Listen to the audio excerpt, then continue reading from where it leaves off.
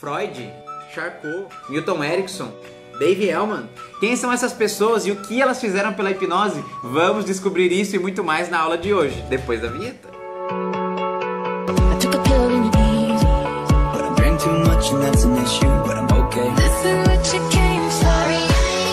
Fala pessoal, tudo bem? Meu nome é Emerson Henrique, bem-vindos a mais uma aula aí do nosso curso de hipnose completo aqui no canal Hipnoanálise. Se você caiu de paraquedas aqui e não sabe do que eu estou falando, clica no primeiro link que está aqui na descrição, que eu coloquei as regras ali. Esse vídeo é as regras para você saber como funciona o curso, como que é para você pegar o seu certificado e tudo mais, ok? E para quem não me conhece, meu nome é Emerson Henrique, eu sou professor de hipnose e psicanálise no Instituto do Conhecimento, a escola que está oferecendo esse curso para vocês em parceria com o meu canal. E hoje a gente vai falar da história da hipnose, mais especificamente de Charcot, Jean-Martin Charcot. Ele vai aparecer aqui na tela para vocês. Ele que nasceu em 1825 e faleceu em 1893. Charcot era um neurologista e ele ficou muito conhecido pelo tratamento nas histéricas. E quem eram as histéricas? Naquela época, né, eles acreditavam que eram só mulheres. Inclusive, a palavra histérica vem da palavra hister, que significa útero, tá? Então é como se fosse uma coisa exclusiva das mulheres. Mas se a gente analisar, por que antigamente era só mulheres que eram histéricas? Porque a mulher era muito reprimida, a mulher não podia fazer nada, né? A mulher não podia votar, a mulher não podia dar opinião, a mulher não podia... Muitas vezes ela não podia nem tocar um instrumento, ela só podia cantar no coral, e se fosse no coral da igreja. A mulher tinha que se vestir do jeito determinado, se comportar do jeito determinado, tinha que fazer o que o marido, né, queria que ela fizesse. Então a mulher era muito reprimida. E a gente sabe, né, quem estuda psicanálise ou psicologia, que os mecanismos de defesa, muitas vezes, alguns deles, quando utilizado em demasia, fazem muito mal pra gente. E os que mais causam a histeria é a repressão e o recalque, que é você ficar guardando aquilo dentro de você. Então a mulher sofria. Não é à toa que não tem mulheres, né? Basicamente não tem mulheres na história da hipnose aqui pra gente.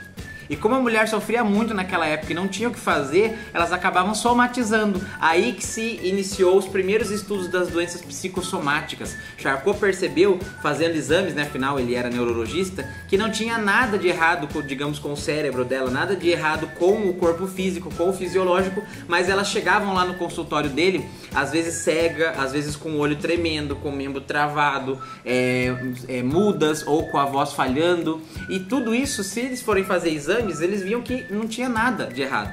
Aí ele começou a perceber que era um problema mental, né? Um problema psicológico que estava sendo somatizado no corpo. Ele, estudando hipnose como já estava, ele inventou, digamos assim, ele criou uma técnica muito famosa de hipnose que é utilizada nas igrejas hoje em dia, né? Se você já deve ter visto, até vou colocar aqui uma imagem para você ver.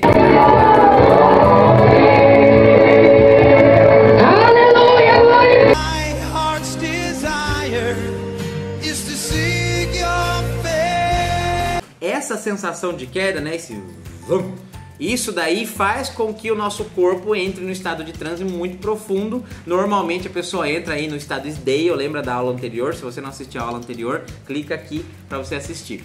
Então a pessoa acaba entrando nesse estado e depois que ela voltava do transe, ela voltava bem, digamos assim, sem estar com a voz falhando, o olho ficava normal, o braço amolecia de novo. O problema é que depois, né, que a pessoa voltava para casa, obviamente ela voltava para a vida destrutiva dela e aí ela acabava tendo esse problema de novo, ou alguns até piores. Só que demorou um certo tempo para as pessoas perceberem, né, até para o próprio Charcot entender que era a vida emocional que ela levava na casa dela que fazia ela ficar daquele jeito. Freud ganhou uma bolsa de estudos para estudar com o Charcot e aí entra o Freud na história. Freud entra na história da hipnose como um aprendiz de Charcot. Ele decide fazer hipnose e ver, né, como que essa técnica tá ali tratando a histeria, né, que era um mal ali que estava assolando toda a Europa, basicamente. Então ele foi aprender hipnose e ele começou a aplicar nas pessoas. Na verdade, muito antes da psicanálise, de ter a psicanálise pronta como temos, a hipnose já existia e o Freud já aplicava hipnose. Aliás, se vocês não sabem, a hipnose basicamente é a mãe da psicanálise. psicanálise. Sem a hipnose, Freud não teria concretizado seus estudos, não teria tido material suficiente para concretizar a sua teoria psicanalítica. Então Freud aprendeu com Charcot ali a hipnose, só que ele não era um bom hipnotizador, até porque ele falava, né, uma linguagem meio enrolada, ele fumava desesperadamente charuto, inclusive ele fumava nas sessões, nas próprias pessoas que ele atendia. E aí ele começou a perceber que a hipnose não era muito pra ele, porque a hipnose de Charcot era meio que de derrubar a pessoa. E não dava pra ele derrubar a pessoa na clínica também, né? Então ele tinha que meio que fazer de um jeito com que a pessoa ficasse em transe, mas não necessariamente sempre derrubando ela. As técnicas de hipnose naquela época demoravam horas pra fazer efeito. Então, hoje em dia você coloca alguém em transe em 30 segundos. 40 segundos. Naquela época eram quase 2 horas, né? E principalmente se você não levasse jeito, como era o caso de Freud, que não levava jeito para hipnose, eram várias horas. E ao mesmo tempo que ele ficou hipnotizando as pessoas, ele também estava estudando essa teoria psicanalítica. Depois que ele ficou anos e anos e anos atendendo com hipnose e estudando, né, criando essa teoria psicanalítica, ele então percebeu que quando ele tratava as histéricas com a psicanálise, era um benefício muito maior do que a hipnose. Porque a hipnose só fazia elas melhorarem naquele momento e depois elas voltavam ao que elas eram. E a psicanálise fazia elas colocar pra fora todo aquele objeto reprimido, né? Aquele objeto de dor que fazia com que elas ficassem histéricas. Então quando o Freud começou a ouvir, dar ouvidos e atenção àquelas mulheres, a melhora delas começou a ser assim, mais gradativa e uma melhora que fica na pessoa mesmo, né? Não é uma melhora que vai embora depois de um tempo. Porque realmente ele estava tratando. E daí ele decidiu abandonar a hipnose. Porque ele não era um bom hipnólogo e porque demorava muito para colocar uma pessoa em transe. As técnicas de psicanálise estavam suprindo o que ele estava querendo, então a hipnose não fazia mais sentido. Mas antes dele morrer, ele deu os créditos à hipnose. Ele disse que a hipnose era uma ferramenta muito boa e que ele talvez tenha exagerado, que ele não era um bom hipnólogo. Mas as pessoas só pegam a parte de que Freud abandonou a hipnose, né, usam isso daí, que não é mentira, mas não é 100% verdade se você colocar desse jeito, né, nesse contexto. Freud largou a hipnose, como se a hipnose fosse hoje o que é naquela época, né? Naquela época a hipnose era muito devagar, muito lenta e, né, o próprio Freud já não levava jeito pra coisa, como tem muita gente que não leva. Depois de Freud, nós vamos para Dave Elman. Aí nós entramos aí na parte de hipnose clássica, porque até então o Freud ele popularizou a hipnose na parte, digamos, clínica, né? Ele que começou a fazer a hipnose em junção com a parte terapêutica. Porém, ele não casou isso 100%, porque quando ele começou com a teoria psicanalítica de fato, ele meio que abandonou a hipnose. Então a gente não considera ele assim o pai da hipnose clínica, porque ele largou, digamos, a hipnose, tá? Nós temos um outro que na verdade é o pai da hipnose clínica, que eu já vou falar aqui. Mas agora é o Dave Elman. Dave Elman era radialista, comediante. Ao contrário de Charcot, Freud, Mesmer, Braid, todos eles eram médicos, né? Freud era psiquiatra, Charcot era neurologista, todos que eu contei lá atrás eram médicos. Dessa lista, o único que não é médico é o Dave Elman, e ele é considerado o pai da hipnose clássica. Por quê? Porque foi ele o responsável de tirar a hipnose ali naquele status de 2 horas para colocar alguém em transe para 5 minutos, 10 minutos. E como que ele fez isso? Quando ele tinha 8 anos, o pai dele estava passando por um câncer muito forte, muito terminal, que normalmente pessoas nessas condições sofrem muito de dor.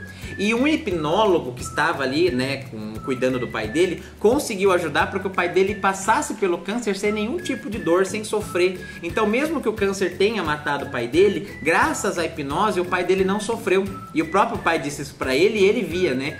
Então ele achou como se a hipnose fosse uma técnica super heroína, que salvou o pai dele de uma vida de sofrimento, né? A vida que ele estava ali a partir do momento que ele ficou com câncer, aí ele salvou do sofrimento. E ele decidiu que quando ele crescesse, ele ia revolucionar essa técnica, ele ia fazer essa técnica ser muito melhor do que já é. Ele estudou muito, apesar de não ser médico, ser um comediante radialista, ele conseguiu fazer com que a hipnose saísse ali de 2 horas para alguns minutos ali para colocar a pessoa em transe. Hoje em dia a indução dele, que chama indução de Dave Elman, é uma das mais famosas do mundo. Inclusive o Instituto Dave Elman é um dos centros de hipnose mais famosos, mais fortes de hipnose que nós temos na face da Terra.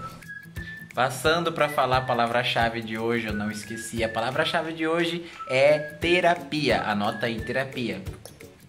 Hoje em dia o instituto dele é conduzido pelos netos, provavelmente, né? Não tenho certeza, mas aí é um instituto muito famoso de hipnose. Dave Elman ensinou hipnose para várias pessoas, inclusive muitos médicos e dentistas se formaram com Dave Elman porque viram o quanto que a hipnose podia ser feita ali pelas pessoas, né, pelos seus pacientes. Então ele entra na nossa lista como pai da hipnose clássica, responsável por acelerar o processo de hipnotizar alguém de 2 horas para no máximo aí 5, 10 minutos, ok? E para finalizar a nossa lista e a nossa história da hipnose, nós temos aí Milton Erickson, que vai aparecer aí na tela para vocês.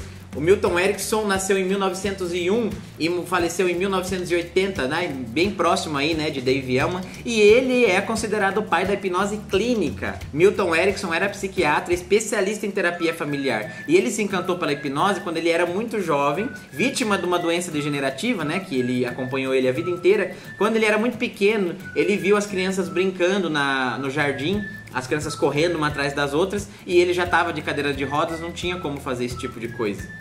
Então ele fechou os olhos e ficou se imaginando brincando ali com as crianças e começou a sentir com muita realidade ele ali com elas. Começou até, diz ele que sente até como se a cadeira começasse a se mexer.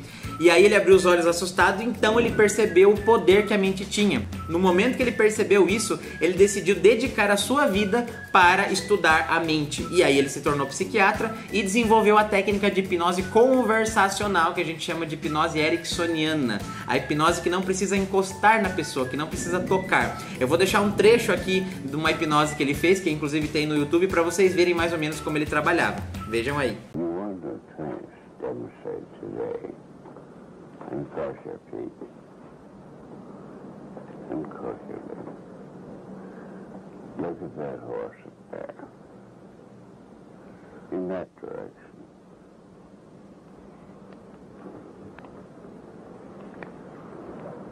You don't need to move.